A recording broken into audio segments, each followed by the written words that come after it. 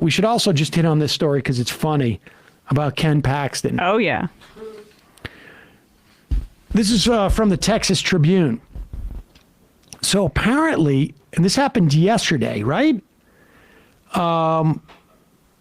A process server, a guy named Ernesto Martin Herrera, was attempting to serve, this is the Attorney General of the state, a subpoena for a federal court hearing that today in a lawsuit from nonprofits that want to help Texans pay for abortions out of state, right? They're attempting to prevent women from leaving the state, preventing pregnant people from leaving the state to get abortions. A lot of these people who need abortions and can't, who want to leave the state, cannot afford to leave the state.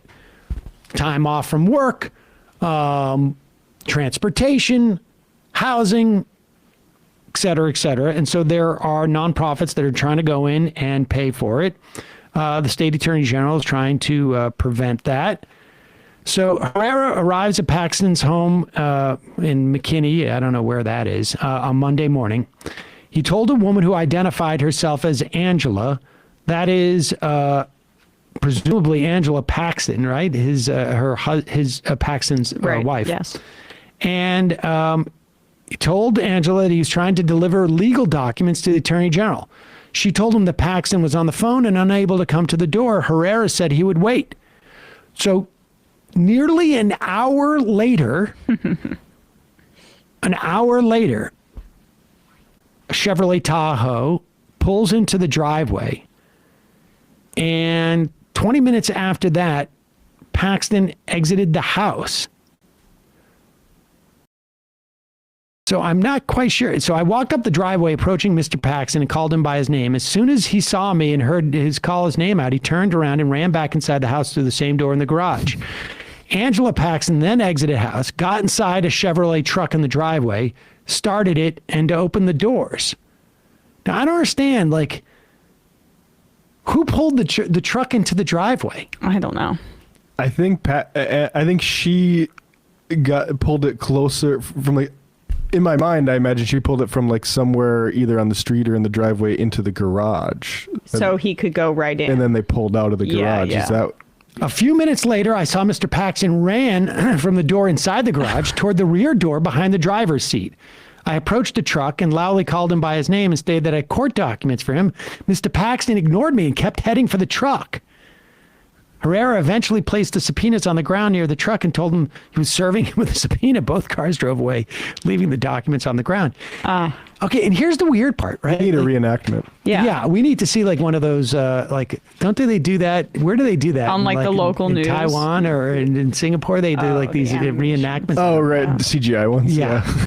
But here's the weird part, that Paxton ultimately says that in a tweet, right? Do we have this or something like that? It says, it's clear the media wants to drum up another controversy involving my work as attorney general.